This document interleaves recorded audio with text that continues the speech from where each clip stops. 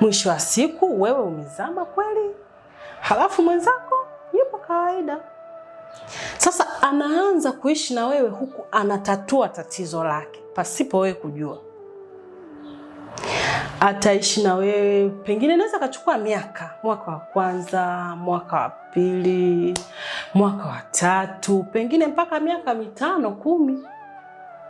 Lakini tatizo la yule mwanamke likija kuisha, hauna tena kitu kipya kwake cha kumfanya endelee kuishi na wewe.